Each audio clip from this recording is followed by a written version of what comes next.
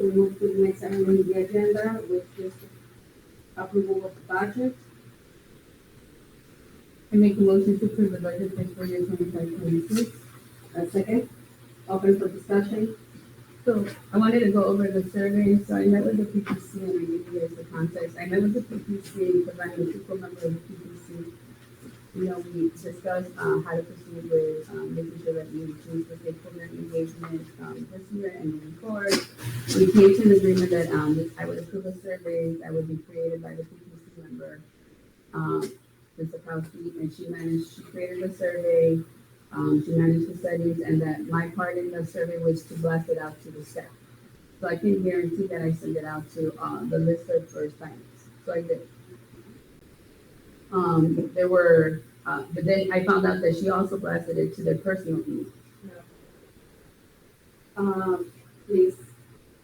So it was, yeah, there were several staff members that said that they received it, I guess, to their person, I guess their union emails, I'm not sure. Which is fine. I can guarantee that that survey was blasted to the staff, right? So we have over 150 staff. Remember, we talked at the last LSC meeting that all voices are important, all stakeholders have a say in this process, right? Especially when we're talking numbers.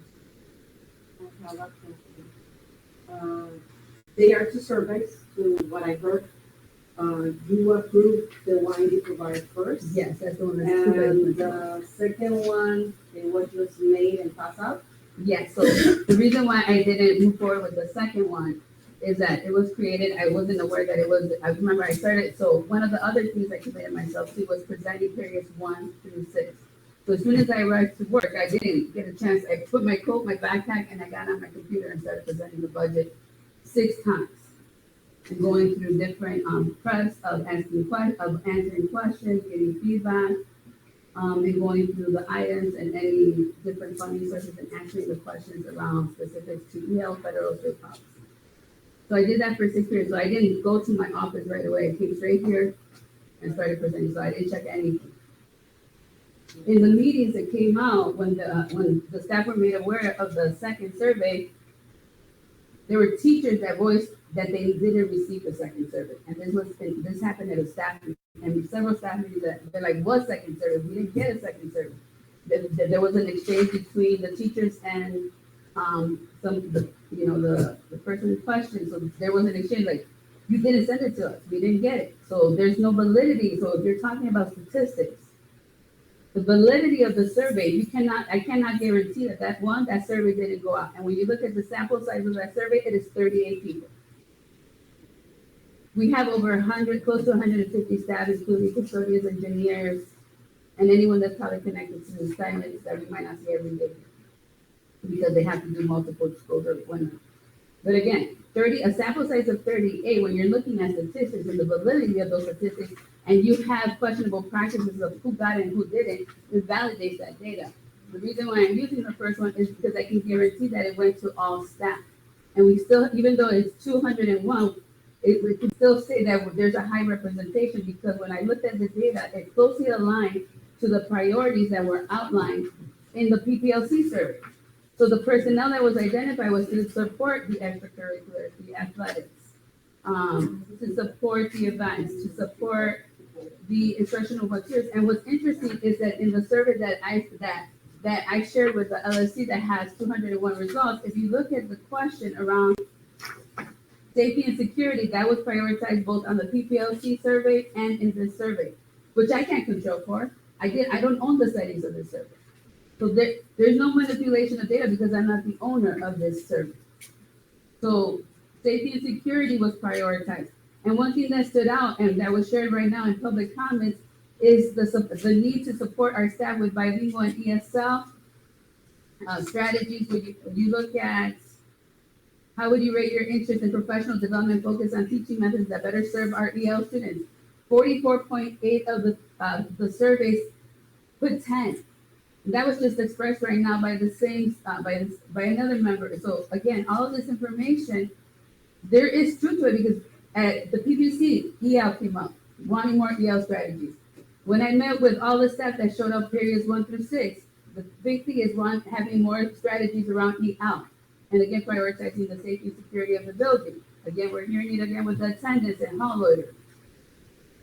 So everything here aligned to what was provided. I can't, again, I don't own the survey. I didn't create the survey. As an equal member of the PPC, I did my part. I shared the survey with all the staff using the blast email that I'm supposed to use. I also did the presentation 6 times, starting 7:45, and I did it myself. I answered their questions, and from that feedback, the biggest thing that came out of that was to allocate additional money for athletics, which I shared with the LSC last night. I made those changes to the budget, which are reflected already in the current presentation. So I allocated for the additional, I got a specific feedback for a specific line item that it was not accurate, so I added the additional money there and made a note of what it was to be used for. So everything for athletics, I checked with, our AD, in one of our presentations to make sure that I didn't miss anything that is new to the school, because there are certain things that are new and they changed for athletics. So I added the additional money that was suggested by multiple staff members to allocate for additional funding to support with the actual games. So that's been created as well. So total allocation of 5. And like I said, it would come at the expense of professional development. It did not come at the expense, because like I said in the staff meetings, I'll provide the professional development myself if I have to ensure, so that it's not impacting supplies, it's not impacting personnel, that it's not impacting. So I'll take on the responsibilities of leading professional development around the instructional core, strategies, supporting the ELPT with added EL strategies, and making sure that our teachers have what they need so that they can be successful in the classroom, which, that part excites me, to be able to provide professional development to staff in different ways. That's the thing I'm actually very passionate about. So being able to be the face of the professional development for our staff is exciting for me. So I have no problem doing that. So for me, it came, again, it didn't impact personnel. It didn't come from supply money. It didn't come from anything that would directly impact the classrooms, and you have someone that's very highly equipped to provide that professional development to support. Because I went back to the guidance, and can I attest that this budget supports the CIWP and will move the school improvement plan forward, and that I can guarantee you that's a yes. And I did several staff members asked me that question, like, do you believe this budget will help move the school forward? And I said, there's no ideal, no one wants to impact anyone, right? No one does, but I can't control what I can't control. And the fact that, even despite the switch to needs-based funding, we only have 1 FTE impact, 1 FTE, 2 FTE ES, but again, keep in mind that there are positions that are empty that you don't fill. You have to do that first. And that we're not compromising the supports at the local level. Like some other schools are outsourcing some things, like such as technology, and that's detrimental to the school. We're committed to making sure that all the supports are provided in-house. So I can guarantee that we have the necessary supports to have the adequate technology, instructional needs, to support the ongoing extracurriculars that we have, and increasing family, parent engagement, and student engagement as we move forward. Any questions? That's okay, Mr. Dupuy, go ahead. Just some logistical questions, because again, we all appreciate each other's effort. We're all here to get that should be kind of like a non-smoking thing. But just nuts and bolts, we're trying to wrap our brain around specifics here, so if we can be, succinct in our answers. So I'm looking at the allotment, right, that CPS gives us. We get 1 AP, we get 3 counselors, whatever it is. On this allotment chart, youth intervention specialists and conflict resolution specialists, where do they fall into this allotment? What are they? Culture planning. I don't see culture and climate. Where do they specify number of culture and climate people? In the survey? In the CPS allotment chart? No, that's funded out of the needs-based funding. Almost all support staff, the core application is mostly grounded for teachers. Everything else is needs-based funding. Culture and climate, the additional safety and security, the additional support needed to run a school effectively, your operational budget comes out of there. So they're funded out of this 1,600,000. That's right. And that's at your discretion to see how many of those we hire, don't hire, based on what you So, see. so again, it's not at my discretion, it's based on the needs of the school, right? Well, It's based on the needs of the school. At one point, but to be clear, we had 40, we actually are doing more. At the last presentation, we used to have, because remember, I was an assistant principal here when there were 4Ds, and one of them was a teacher, right? So we had 4Ds and then 2 assistant principals. And the beauty of all of this is that I was the one that ran the CIWP back then. And so when there's questions about the CIWP, the first thing I did as a principal is I increased the number of CIWP members, because when I was leading the IoT and the CIWP, our holistic departments were not included in the CIWP and IoT process. Neither were like the people that can speak to behavioral health or specifics to the safety and security, because all of that is tied together, right? If you look at the needs to be successful, any framework, the first one is safety and security of the building, right? In order for students to be able to thrive in the setting, or staff, you need to have safety and security. They have to feel that they're safe in the building. And so the current allotment is been kept the same. It's been in place since many years. So it's not at my discretion, it's based on the needs of the school. And the highlights of it is that with 3Ds, we've been able to decrease the number of high-level infractions in this building to the point where, we haven't had any fights in how many months? Substance abuse has decreased by, I want to say, more than 40%. Our attendance continues. We talk about attendance, but we still continue to be 2% higher than every year before, even with the past administration, even with the pandemic. So the thing that we're actually able to execute with, we're actually decreasing high-level infractions. We're actually not having as many fights. The substance abuse, it's always going to be an issue, but it's not as big of an issue as it was years prior. Our attendance continues to thrive, or at least go up. We'd love to be in the 80s, but it's not. We're moving in the upward direction. And I presented the data at the last LSC meeting, where we break it down, because everything in the district is tracked, everything. And just like I have to give answers here, is the same way I have to give answers to my network chief. It's the same way when I sit with JD Chow, I have to give her answers for the safety of this building. And so understanding that we actually went from when I was an assistant principal from 4 to 3, and kept keeping the same amount and actually doing more with what we have. So that goes under culture and climate. But again, it's not at my discretion, because on the PPLC survey, even though you guys didn't identify personnel, what was one of the priorities? Safety and security. In order to have safety and security, you need security guards and culture and climate, because security guards don't do due process and don't do student discipline. They can't write up students. They can do administration, and only people designated as a conflict resolution, youth intervention, or anyone that has a specific D designation, because they have to be trained. They have to go through a series of training to make sure that they're following the law, that they know how to do due process, that they know how to write an ICT, that they know how to de-escalate situations, that they are properly trained in safety care. If they're going to have to put navigate a student or break up a fight, that they know how to fill out the ISB paperwork when they have to do all those things. If they have to administer Narcan, if they have to administer this because a student took something that was laced. So that goes under culture and climate. But again, when you look at the PPLC survey and the survey that was with the 201 results, it was prioritized in both.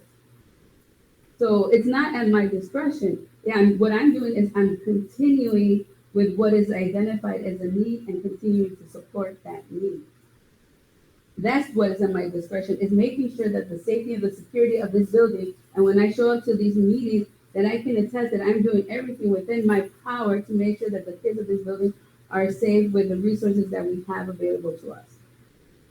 And that I have to properly allocate and advocate for those resources. Okay, just trying to see where that's good. Just trying to see where the money was coming from for these positions. Yeah. When we say dean, and pardon my ignorance, I'm just trying to do my job here. When we say, so we got the word dean thrown out there, but on our list of positions, there's no dean. I just see youth intervention specialist and conflict resolution specialist. Are those deans? Yes. Those 4 people are deans. Yeah, they just have different, some are union-based, some are non-union-based. The pay scales are different, So those are deans. there's different designations. Okay, thank you. But there's talks about making them all units, so I don't, that's gonna be at the table, that's out of my control. So that's out of that million plus. And then the additional AP that we currently have does that get paid out of that million plus, or does that get paid out of whole school safety funds? Well, All of, so again, all of the FTEs that are not centrally funded, that are gonna be staying, come out of that, come out of that, what's the that? needs-based budgeting. So they're. Every non-FTE, every FTE, full-time educator, FTE position, full-time, that's not centrally funded comes out of the discretionary funding. Do we currently, as we stand now, have enough PLL and/or bilingual English teachers to cover this allotment of 17? Not Spanish bilingual. Not Spanish bilingual. So we need X number of Spanish bilingual. Yeah, we're waiting for the access scores. Oh, and that's based on the access. So we can't answer that question of post. Right now, we need, based on right now, the current access scores, we need 17. That's gonna go up because we continue to enroll more newcomers that speak Spanish. How much do you think that's going to go up? 1%? They just opened a shelter and right now also is enrolling them, so I can't say. So we can't say we can't. It just keeps going up. And if we get more Ukrainian students, we're close to hitting TB, then I'll be required to also have a job classification for Ukrainian. If we continue to go up in Arabic, I'll have to have a job classification for Arabic. So I just, sorry. Right, Money. because you have to prefer one question and you that's. Well, I got a lot of people, I just want to be clear, it's not Kapudi. I get fed. I can't tell you how many, ask them this, ask them that, am I safe here, am I safe there? I'm trying to distill. Right. People come to my room all day long and they're, Right. so I'm trying to distill everything and be as coherent and clear as about can. So I wanted to present sort of the teachers a little bit of what's going on here. I'm trying to look at the numbers and here's kind of where we're coming from, I think, with some of this. We have currently 10 clerks and specialists, right? I'm sorry, 10 clerks and assistants and 5 counselors, right? Possibly down to 3 counselors. So the school in the last few years, the population has gone down almost by half. But we have all these additional clerks and specialists. We have an additional AP, and the counseling corps seems to have gone down.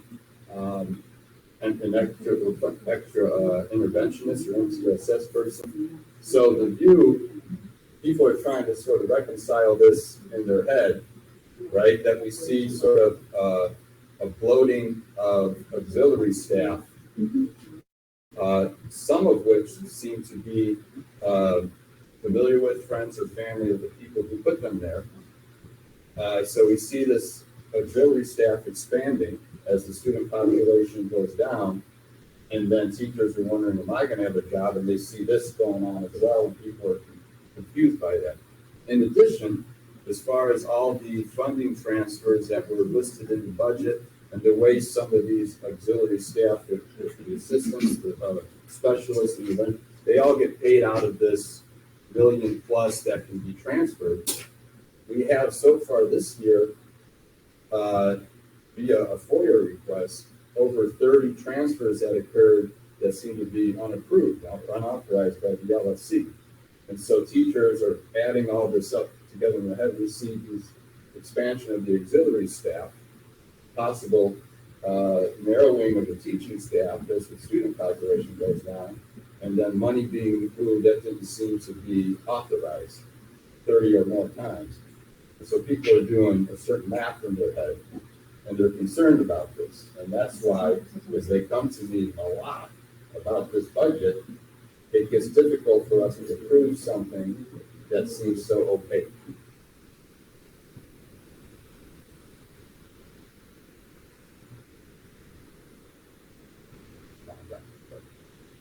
To be clear,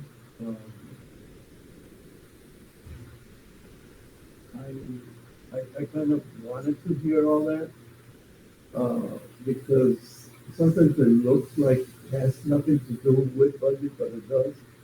And it's very important for us to hear the concern of teachers and staff. So So thank you for bringing it up. Uh, But I personally feel that, I mean, we're working forward. We hear the concerns, and I think these are concerns that should be brought up in the regular LSC meeting, so we could discuss it further down, because it is a concern. I mean, uh, as a community rep, I need to know things too. But right now, I feel that we have a budget to approve. Uh, We cannot leave a budget in the air when we know that most of the budget that we are approving goes for teachers. And the money also goes for the benefits.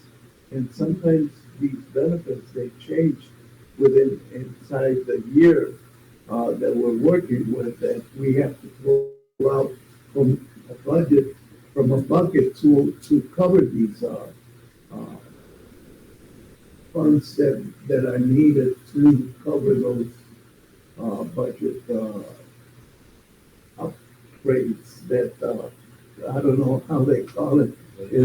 During the year. I mean, if a teacher gets a better certification and her pay goes up, we have to deal that the benefits also have to be covered. So I wanted to thank. Yeah, and I think teachers are familiar with all that and they accept that, but this seems to be, transparency is pretty good. I think if we were assured of these things, if transfers occurred that were upfront and obvious, and there was like, I asked about tardies and absences, and I appreciate tardy stations doing this, leads to this. That's what we're looking for. It's sort of the public school that taxpayer money. And so we're just looking for that sort of one-to-one correspondence to things. I think most of our staff is wrapping behind that. Well, let me clear something up. I mean, we assume a lot of things. They assume that the person that was selling that here at the school was my wife or my daughter, and I had nothing or no relation with it. That's why sometimes we gotta be careful when we are pointing out the finger and assuming. We have to be sure of what's going on. I could assume that Vilshi has, but you know what? That's the board situation, because they should know that. They should know before they hire that a person is a relative or not. I mean, we as council members cannot even get employed by CPS unless we have no relationship with the principal or anybody else, and we're out of the council for a year. So we all know this. I mean, they have to take their part and work on their part and be accountable for whatever is going on. So, I mean, that's why it sometimes we hear all these upset that we assume this, we assume that, but no, I mean, we have to be a little bit more aware that sometimes the information doesn't come as it's supposed to be. I want to address the transfers though. The question is, why is it coming from a teacher? I mean, the son is there. They're all science guideline transfers. So you guys are asking me about transfers that the teacher is related to specifics to the money that's allocated by CPS for Skyline, which the department chair in collaboration with the science department moves because they have to move it. It's not SB, it's not for Skyline, it's specific for the need of implementation of the labs and all the materials. So she works directly with the clerks and her teachers, and all the department teachers come and they request for the necessary moves. And we do them because they're for Skyline, because they need it for the labs, like a chemical line, supply line, this. You have to understand there's a lot of finite things when you have to purchase science stuff and the maintenance of that science stuff. So that's why I'm confused that it keeps coming up, but it's related to teachers. The teachers are actually the ones that put those requests in, and then we move it because it's specific to Skyline, and it was allocated for the curriculum and already approved by the district for that use. So all those moves are, that's why I'm confused, like, the teachers already know about those moves because it has to be done, the moves have to be requested by them. And it goes through the science, like whoever does the Skyline stuff, they vet it, they make sure that whatever's being purchased meets the criteria for Skyline, and that it's allocated, that's district money. And it's for the intent of executing the curriculum that we adopted, so when we said yes to Skyline for Science, we agreed to everything for Skyline and everything that comes with it, which is great, which is why you see all the resources being invested in science. So that's why I'm confused when you bring up all those transfers. Of course, it's gonna be, how many science teachers do we have and how many times do they need to move stuff? I need it for this chemical, but I need it for this supplies. That's considered equipment, that's considered a supply line, that's considered a license line, like, that's instruction, that's considered an instructional material line. So we have to adjust, but that goes vetted through the district. It's not like it's my money, that's why they have to request it. Like, I don't request the moves. We don't move anything unless it's requested, but moving forward, because of the concerns that are being, or the lack of transparency, I'm no longer gonna say yes. Now it's gonna come to the LSC and we're gonna wait until the LSC meets to do those moves, even though it could have be moved in accordance with the Skyline, but again, at the request of this LSC now, I'm going to make sure that now those moves are not gonna happen in a real time. We're gonna make sure that everything is vetted through the LSC, and I will do it as such as requested. So just understand that now the teachers will have to wait every month, or they have to have the foresight to know that they need to request this in advance. If there's a meeting, great. If there isn't, we just move it to the next one, which is fine. So just making sure that I'm working with the science department to make sure that everything is ordered in a timely manner. So I can work with them in terms of making sure that everything is taken care of. I'm gonna say August, make sure you have everything so I can present it to the LSC. But just know that with Skyline money, it was intended for real-time supplies for the teachers to execute on the curriculum. And you can talk to your member that's aware of that situation. So which teacher should I talk is done, is Yeah. familiar with the 30 transfers, including So, yeah. some that were on the agenda? No, just the ones that are related to Skyline. Okay, Understand. very good. Okay, if there is no more questions, no, okay, call discussion, roll call for vote. Dr. Vilches, Yes. Ms. Lopez, Yes, Mr. Keelis, Aye. I abstain, Mr. Koss, Yes. Ms. Hanson, Abstain. Ms. Hernandez, Yes. Ms. Shoei, Aye. Mr. Rodriguez, I vote yes.